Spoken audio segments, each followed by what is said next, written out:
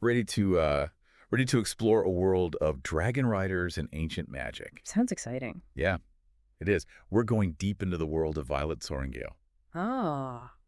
a young woman navigating a pretty complex society, Mm-hmm. uh, facing some serious threats, Yeah. both internal and external. Oh, wow. And our source material is excerpts from this fantasy novel that gives us a glimpse into Violet's life and all the challenges she faces. You know what's really fascinating to me about this world? It's not just like your typical hero's journey. We're talking about a whole kingdom, Navarre. Yeah. It's steeped in tradition, but it's also wrestling with all this change. Yeah. And all while facing this mysterious force What? called the Venin. Yeah. It's like they're clinging to these old ways while there's a storm brewing on the horizon. Exactly. And speaking of clinging to the old ways, Yeah. let's talk about Navarre's dragon riders. Okay. They're revered, right? Like the elite warriors Right. protecting the kingdom. Absolutely. They're like the backbone of Navarre's defenses. Mm-hmm. But what's really interesting here is how this tradition clashes with Violet's unique abilities and experiences as a dragon rider. Okay. She doesn't quite fit the mold, Interesting. which creates a lot of tension, especially with her father. Wait, her father is a dragon rider too? Yes, he is. Oh, wow. That's got to add like another layer of pressure. Oh, absolutely. Is he supportive of her, or does he kind of represent that old guard mentality? He is Colonel Eidos, Okay. a very strict, unyielding figure who embodies Navarre's adherence to tradition. I see. Imagine having your toughest critic be the person who knows you best. Yeah. That's the dynamic we see playing out between Violet and her father. Wow, talk about a challenge. It's like she's constantly trying to prove herself, Mm. not just as a dragon rider, Right. but to her own family. Yeah. But it's not just internal struggles she's dealing with, right? Right. Our sources mention a group called the Flyers. Yes. What's their story? How do they fit into this whole world? The Flyers are fascinating. They are individuals bonded to griffins. Okay. But initially, they are excluded from wielding magic. And this exclusion isn't just a social quirk. Yeah. It points to a deeper power imbalance within Navarre. So there's a clear hierarchy with dragon riders at the top. Yes. That raises some questions about fairness and equality. Absolutely. Does this exclusion cause resentment among the Flyers? Yes, it does. Do they challenge the system? That's where Violet's actions become so crucial. Okay. She becomes this catalyst for change, I see. leading to the integration of Flyers and allowing them to access magic and to fight alongside dragon riders. So she's shaking things up. Yeah. It sounds like she's rocking the boat, Yeah. challenging the very foundation of their society. Yes. And that can't be easy, especially with figures like her father upholding the traditional ways. What are the implications of this change for Navarre? That's the big question, isn't it? Yeah. On one hand, you have tradition and this system that's seemingly worked for generations. Right. On the other hand, you have this growing threat. This mysterious force called the Venin that doesn't seem to care about their rules or hierarchies. Right. Violet's actions are forcing Navarre to adapt. Yeah. But whether they can do so without fracturing remains to be seen. Interesting. This Venin, it sounds ominous. It is. It's like a disease, Yeah. like a magical plague or something. What is it? What's its impact on this world? The sources describe it as a corrupting force, almost like a shadow that twists and distorts magic. And we see its effects most clearly in Xaden Riorson. Okay. He is a very skilled dragon rider who also happens to be romantically involved with Violet. Oh. He describes feeling broken, struggling to control his powers, especially beyond Navarre's protective wards. Wait, hold on. So there are places where magic is more potent, Yes, or maybe more susceptible to this Venin. exactly. And these wards offer some kind of protection. This magic system is pretty intricate. It is. The world building here is very detailed. These wards seem to be a crucial part of Navarre's defenses, but they also highlight the limitations of their power. What happens when they venture beyond those safe boundaries? Right. That's a question that hangs over Violet and Xaden's relationship and over the fate of Navarre itself. So not only is she dealing with internal pressures and challenging social norms, Yeah. there's also this external threat that seems to be closing in. It's like she's caught between a rock and a hard place. Yes. And on top of all that, she's falling in love. Right. Talk about a lot on her plate. It's a classic story of love and duty, wouldn't you say? Yeah. But what's intriguing is how this romantic relationship intersects with the looming threat of the Venin. Right. Xaden's struggles add this layer of tension and uncertainty to their bond. He's fighting his own internal battle, Yeah. and it's affecting their relationship. That's a lot for a young woman to handle. It makes you wonder, is love enough to overcome these challenges? Right. Or will the weight of their responsibilities just tear them apart? That's a question that unfolds as the story progresses. But what stands out to you about this initial setup? Honestly, Yeah. it's how much Violet is already shouldering. Mm. She's not just a dragon rider. Yeah. She's a catalyst for change, a symbol of hope, Right. and a young woman navigating a complicated relationship in a world that's literally falling apart. Yeah. It's like she's carrying the weight of the world on her shoulders, Mm-hmm. and she's just getting started. That's a great observation. And it leads us to the next layer of this deep dive. Okay. The mysterious group known as the Irids. Okay. What do you make of them? Well, from what we've gathered so far, Mm-hmm. they seem to be shrouded in mystery, Yeah. whispered rumors. Right. They're dragons, right? Yes. But different from the ones we've seen so far. Right. Almost legendary, like ancient beings tied to prophecies and secrets. Exactly. They're not just any dragons. They seem to be a key element in the fight against the Venan. Okay. There's a sense of urgency, a quest to find them before it's too late. And to make things even more intriguing, there's this hidden manuscript penned by Violet's father Oh, wow. that might hold vital clues. Wait, her father knew about the Irids? Yes, And he left clues for Violet to find. that's right. Why wouldn't he share this information openly? It's a good question. What was he hiding? That's the million-dollar question, isn't it? Yeah. It suggests that there's more at play here than meets the eye. Okay. Perhaps he didn't trust the authorities, or maybe he had his own reasons for keeping this knowledge hidden. Whatever the case may be, Yeah. it adds another layer of intrigue to this already captivating world. So we've got a society on the brink of change, a looming threat that seems to defy their understanding, a dash of forbidden romance, Yes, and now a hidden manuscript with clues to ancient secrets. that's right. This is shaping up to be one heck of a deep dive. But before we get ahead of ourselves, Okay. let's take a closer look at this group, the Flyers. They were excluded from magic, but Violet somehow changed that. How did that happen? What were the challenges she faced? And what does their integration tell us about the power dynamics within Navarre? That's where we'll pick up in part 2 of our deep dive. We'll delve deeper into the Flyers' story, their struggles, and the impact of their integration on Navarre's social and political landscape. Welcome back to our deep dive into the world of Violet Sorrengail. When we left off, we were talking about the Flyers and how they gained access to magic. Yeah. Remember, they were initially excluded, Right. which highlighted this big social and political divide in Navarre. Absolutely. And it sounds like Violet played a key role in changing that. She did. But how did she manage to challenge these deeply ingrained traditions? Did she face resistance? Oh, she absolutely did. Remember that tense scene in the gathering hall Yeah. when the Eurasian riders are present, Okay. showcasing Navarre's alliance with them? Right. And a Navarian cadet bursts in clearly agitated. Ah, yes. And this triggers a confrontation between the Navarian riders and the Eurasian Flyers. That's right. Like a powder keg waiting to explode. Exactly. Tensions erupt. Yeah. Quinn, Flyer, steps up to defend her fellow Eurasians. Okay. And Violet is forced to intervene, physically restraining Kat, another Flyer, to prevent the situation from escalating.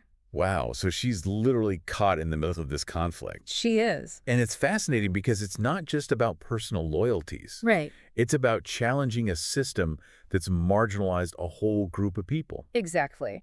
And the sources highlight a key phrase that encapsulates the Navarian writer's perspective. They haven't crossed the parapet. They haven't climbed the gauntlet. They won't even accept a challenge. We do not tolerate cowards.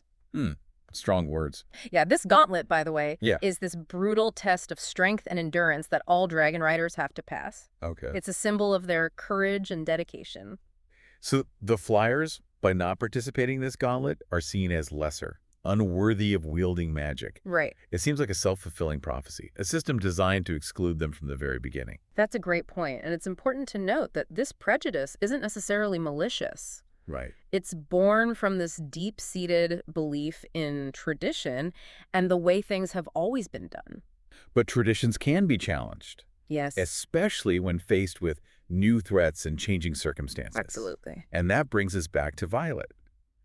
How does she break through these deeply held beliefs? It's a combination of her actions and her words. Remember that dramatic moment when she wields lightning? Oh, yeah. She basically throws down the gauntlet, metaphorically speaking, of course. Exactly. It's a powerful moment because she's not just showing off. Right. She's demonstrating her own authority and challenging their assumptions about the Flyers. Okay. She argues for their right to defend themselves, and she connects their cause to a larger issue, Navarre's history of isolationism and their failure to protect those beyond their borders. So she's not just advocating for her friends. Right. She's calling for a more inclusive and compassionate approach to Navarre's role in the world. It's like she's saying, we can be better than this. We must be better than this. That's a brilliant insight, and her willingness to wield magic in defense of the Flyers is a turning point. Okay. It forces the Cenarium, the ruling body of Navarre, to reconsider their stance. So it's a victory, but it feels like a fragile one. It does. There's still so much tension and uncertainty in this world. Yeah. And speaking of uncertainty, let's talk about the Venin. Okay. It's not just a distant threat. Right. It's something that directly impacts Violet and those closest to her. Absolutely. We see this most clearly in Xaden's struggles. Okay. He's battling this corrupting force within himself, and it puts a strain on their relationship. He's afraid of losing control, of hurting her, of becoming something he no longer recognizes. Like this Venin is a metaphor for addiction, or maybe any force that tempts us with power but threatens to consume us. Yeah. It's a battle for his soul. It is. And it's playing out against the backdrop of this larger conflict. That's a profound observation, and it highlights the complexity of this world. Yeah. It's not just about good versus evil. Right. It's about internal struggles, the choices we make, and the consequences that ripple outward. But remember, there's another layer to this story. Yes. A mystery that unfolds alongside the Venin's threat. Right. The Irids, the ancient dragons. We know Violet's father left clues about them. Yes. But what's their significance in all this? Right. Are they the key to defeating the Venins? That's what the manuscript suggests. Okay. But there's also a connection to the Second Krovlan Uprising. Okay. This historical event that seems to have shaped Navarre's current political landscape.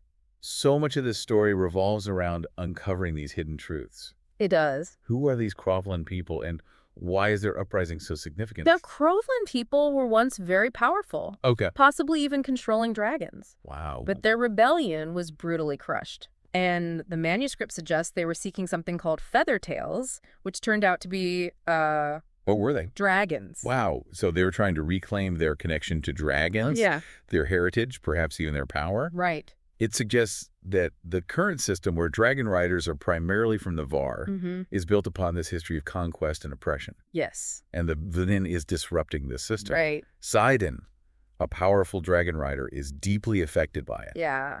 And Violet, through her connection with Andarna, might be immune to its corrupting influence. You're picking up on those subtle details. That's precisely what makes this deep dive so fascinating. Yeah. We're not just following this linear plot. Right. We're uncovering layers of history, exploring themes of power and privilege, and witnessing a society grappling with change both within and without. It's like this tapestry with all these threads interwoven to create a complex and compelling narrative. That's a great way to put it. But let's get back to the Irids. What do we actually know about them? Right. Why are they so important? The manuscript suggests they possess this unique power. Okay. This connection to magic that could potentially counter the Venins' corrupting influence. That's silly. They're described as ancient wise and incredibly rare. Okay. Finding them is not just a quest, it's a race against time. And Violet's father knew this. Yes. He left clues for her, but he also kept this knowledge hidden from the scenario. Right. Why? That's a question that lingers throughout the story. Yeah. But his actions suggest this deep-seated distrust of authority. Yeah. Perhaps even a belief that the Cenarium is more concerned with maintaining power than actually protecting its people. That's a pretty serious accusation. It is. But it makes sense considering their reluctance to help those fleeing the Venins' advance in Poromil. It's like they're prioritizing self-preservation over compassion. Yeah. Clinging to the old ways even as the world around them is falling apart. Right. But Violet isn't afraid to challenge their authority. No, she's not. Remember that scene where she's arrested for treason? Yes. That's a pivotal moment in the story. It is. She's accused of undermining the Cenarium, Right. of putting her own beliefs above the safety of Navarre. Wow. But even in the face of those accusations, she doesn't back down. It's like she's finally embracing her role as a disruptor, Mm-hmm. a force for change in a system that desperately needs it. Yes. But it's a dangerous path. It is. One that puts her at odds with those in power. Right. What are the consequences of her defiance? That's where we'll pick up in part 3 of our deep dive. Okay. We'll explore the aftermath of her arrest, her quest to find the Irids, and the ultimate showdown with the forces that threaten to destroy everything she holds dear. Welcome back to our deep dive. Last time things were pretty intense. Accused of treason, that's a huge turning point, right? Yeah, definitely a game changer. It shows how far Violet's willing to go, to challenge the system and protect those she cares about. But it puts her in a very dangerous position. Remember, she's basically cut off from Navarre, deep in enemy territory. And the Venon's influence is stronger than ever. Yeah. And Xaden, her lover, he's struggling to control his own powers. That adds a whole other layer of danger, doesn't it? Oh, absolutely. So what happens next? How does she navigate all this? She doesn't give up. Really? Yeah. Despite being labeled a traitor and hunted by her own people, she keeps going. She's still trying to find those Irids, convinced they're the key to defeating the Venon and saving everyone, not just Navarre, but the whole world. That's pretty incredible. Yeah. Even facing all this, she's focused on the bigger picture. But she's not just blindly rushing ahead, is she? No, not at all. She's strategic, using her wits and training to survive. Remember that cryptic message? The one Eric slipped into her pocket? Oh, yeah. For when you lose yours, strike in the dark. Exactly. It's definitely a clue. Maybe pointing towards a hidden power she can access, even without her dragon. Interesting. Almost like a prophecy or a riddle. Yeah, definitely suggests there's more to this story. More secrets to uncover. But what does it mean? What kind of power? That's the question that drives the next part of her journey. And wouldn't you know it, she gets separated from her squad during an ambush. Oh, no. Yeah, leaves her stranded and vulnerable. So she's injured, alone, and facing this enemy in a really hostile environment. Talk about a nightmare scenario. Yeah, but she doesn't panic. Wow.